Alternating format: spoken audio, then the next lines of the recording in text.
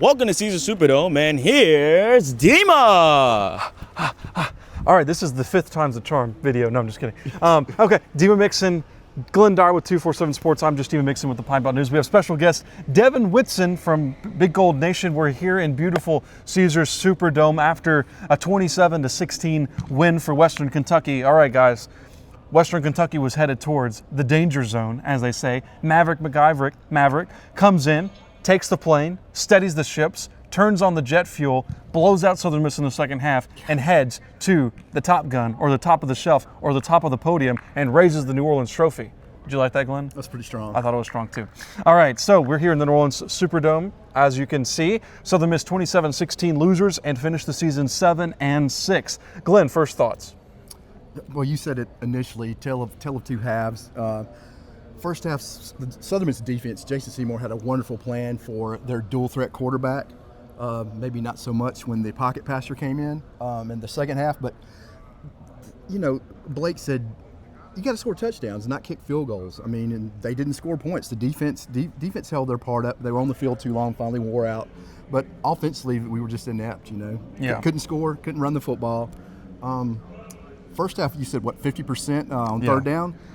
Right. It was 50% on third down for Southern Miss in the first half, and in the second half, 13%. Right.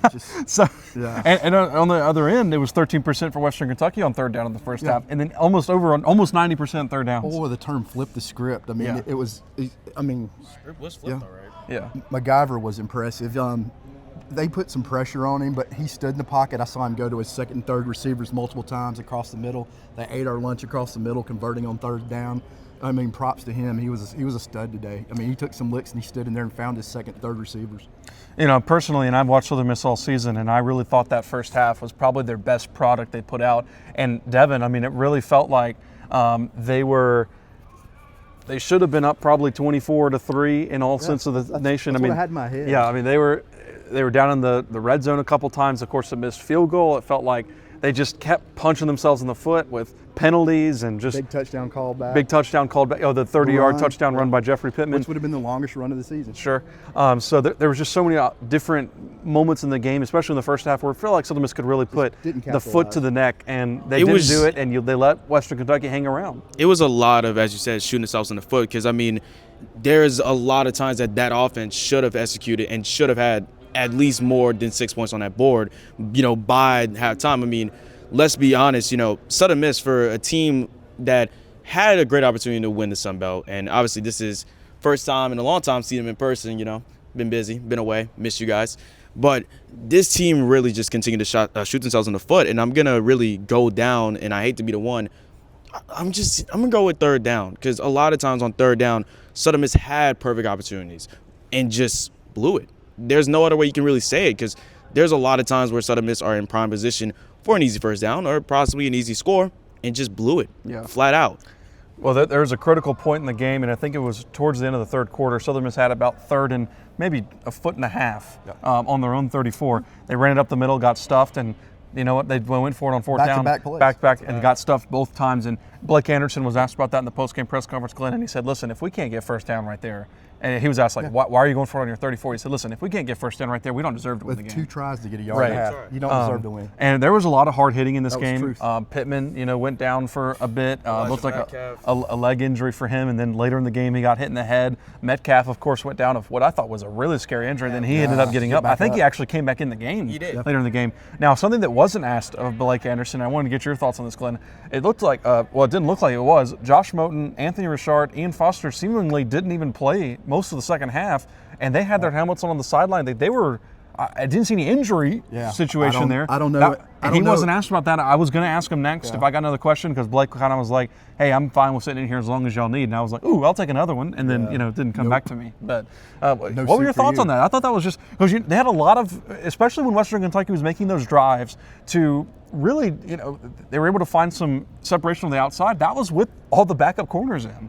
I mean, one of them was the third team corner that was in there. So I mean, you can speculate all you want, but in my heart of hearts, none of us are ever going to get a real or straight answer on that. It just is what it is. Yeah. I mean, it could be very innocent, and maybe there's something else to it. Who knows? But the game's over and it's done. And to MacGyver's credit. He took advantage of us, of our secondary. So Braylon Braxton, of course, came into Southern Miss with such high hopes. Came in, I think he was preseason player of the year in the Sun Belt. Came in with huge high hopes. Finishes the season 7-6. Good season. Obviously got injured towards the end of the season. Glyn, what do you think his legacy is going to be here? I've been doing this for over a decade, and he might be the classiest kid I've ever talked to. I mean, just the other day, he didn't really know me. I don't really know him. We interview each other, but we don't have a relationship. He comes across a room with 150 people just to say hello to me, and I wasn't the only one who's doing that to. He's the kind of kid he is. He was going there and talking to everybody. That's impressive, man. Whatever he decides to do in life, he'll be a great success at it. So. Yeah, one thing, Devin, that stood out to me was in the press conference, he was asked, listen, what do you want your legacy to be at Southern Miss? And he said, listen, I want to be known for the leadership aspect of my role. And I think throughout this whole season, he accompanied that. When he went down in that Arkansas State game and they came back the week later to Texas State, it was a completely different team with Braylon Braxton not on the field. And he talked about how he wanted those players to be able to call him. Whether or not it's tomorrow, whether it's 5 years down the line, he wanted these younger players. I know that, like you said, you haven't seen him in person all season. I'm sure you've been following online and stuff like that, like you have all season. But that aspect of him, I think, is what really sets him apart from other Southern Miss quarterbacks we've seen in the past. And I wholeheartedly agree. I mean, me, I'm pretty much the youngest one here. I mean, I've seen Southern Miss football for nearly 3 years. I've covered many quarterbacks. I've seen a lot of play. And I can wholeheartedly say Braylon Braxton's legacy at Southern Miss and in Hattiesburg is going to be something that is talked about for years upon end. Whether you met the person, just at a random place in Hattiesburg, or just like Glyn just saw, Glyn's experience. I think Braylon Braxton's legacy makes such an impact. He makes such an impact, and he just lights whatever room he's in. Yeah. He's a guy that he may not really know you by name, but he will come up and talk to you, and he'll treat you like a person. And I really feel like, for him to really speak like that and to really say, hey, I'm really trying to be here for my teammates. I'm really trying to be here just for everybody. It speaks volumes of the man's character and how he is as a person. And even then, I'm sure you probably saw the last question, as we nearly got hit with a football. I'm sure some of you may saw the press conference. Braylon stepping in just to protect his players. Yeah, and we'll get to that in a minute. But that shows the type of character and the type of guy that Braylon Braxton is, not only to his teammates, but also to Hattiesburg and also to, quite frankly, Braylon Braxton, the person outside of quarterback one. Sure. And of course, what Devin's mentioning there is just so Chris Jones and Corey Myrick both asked at the end of the press conference, what's your plans after this? Which is kind of interesting question after a loss. But let me just say this. I didn't ask that question, just to put that out there. But wrong time, wrong place. But of course, Corey Myrick already been reported that he's already in the portal. So he didn't say that on the podium, and he said he hadn't met with Anderson yet. Yeah. So that was interesting to me, but he has already entered the portal according to reports. Chris Jones is a guy, I think, one of those bubble players, Glyn, where you're looking at probably him, Jamon Tapp, Ian Foster as those like four guys out, and then Corey Myrick already been in the portal. Sure. But those four guys really were the kind of only players more than likely going to be able to come back that really contributed to this team. Yeah, it could have been the backbone of your defense. Right, and so knowing that what Chris Jones said, and he said, quote, you have to make a business decision, and I need to make a business decision in my career, end quote. And what's best for me. What's best for me. And so that to me, Glyn, and of course we cover the team, so we got to cover this, Sure. And I mean, it's sounding like that Chris Jones will not be on this team next season. No, I wouldn't expect that he is. And I mean, some may instantly jump to he's going to Memphis, obviously. I don't think that's the case either. I think he'll have even better opportunities than that. Yeah. He's one of the best young linebackers in the country. So Chris will have plenty of opportunities. And one thing Blake said when asked about this, he said, listen, I've met with every single guy who can leave or can come back for next season. He said a handful's staying, a handful's going with Huff. And then he said, interestingly, that a handful's undecided, but there's a lot of noise on the outside of the program. And he said some people are going to leave that shouldn't leave. Right. That's what he said. And I think that applies to Chris Jones, because I think a lot of people think that Chris Jones shouldn't leave. And he also said, some guys that are going to stay here will surprise you. So it's going to be an interesting next. It's going to be very interesting, and I'm certain that we'll hear a lot of this noise coming in the next couple of weeks. Sure. Devin, I guess back to the game. really, when you look at the second half, when Myrick comes in, I asked Blake and I asked him, does that change the offense? He said no. Do you attribute it to the change in offense, or do you think it's more of a Josh Moten, Anthony Richard, Ian Foster all not on the field? I do think it comes down to Moten and Richard not on the field. I mean, there was many times where I can say Maverick drew some balls that should have been in favor of Southern Miss, but I really feel like that was the main missing piece because Southern Miss defense, overall, I'll say the third quarter played great. Then it seemed like in the fourth quarter, everything just began to just collapse. It began to just rip apart. And I feel like when you're missing presence like Moten, you're missing presence like Richard for that defense, it's not really going to help out in your favor. And McVor just had himself a day. Yeah, McVor, rhythm. and to just go on about McVor, from if anyone checked on the On 3 and we interviewed Eli Thompson of the Extra Point, McVor, first 5 games of his season, he started, then gets benched for Tisdale. He comes in a time where West Kentucky missed out on the CUSA championship. This is pretty much do or die. It's a game that, hey, they're trying to leave here with something. McVor has an opportunity to pretty much reclaim what he can, and he came in and did exactly that. McVor played like a man with something to prove, and I feel like he did exactly that. Yeah, and Glenn, I wanted to ask you about this because I keep thinking about this play. Southern Miss, I think it was 13-13, close to the middle of the third quarter towards the end. Southern Miss was finally getting that drive together that they had been kind of not having in the second half. It was a 1st and 10, I believe, around the 20-yard line. They run that double pass. It gets taken back to about the 40. I believe it was a 12-yard loss. And they kicked the field goal there. I think if Southern Miss could have put that in the end zone, they might have been able to rewrite the ship a little bit. Right. That to me, and it's a play that I know I'm singling out one play, and there's a lot of plays and a lot of penalties, too many penalties. Yeah, that was huge. They shot themselves in the foot time and time again. But that play to me was kind of like I probably wouldn't have called it there. Yeah. Right. Well, a couple of days ago when we had this discussion, and my point was the key to this game would be efficiency on first down. Again, they were not efficient on first down. The reason that you're having trouble on third down is because you're 3rd and long every time. Yeah. I mean, then the defense you're predictable at that point. Yeah. So. All right, final thoughts, guys. Then we got to get up and write because we got to actually get home before 1 a.m. this morning. But So final thoughts on the season. We'll start with Devin, then we'll go to Glenn. But Devin, I mean, how I described it, and I'll give my thoughts in a second. But how I described it after Troy game is a disappointing finish, but not a disappointing season. Do you think that still holds true?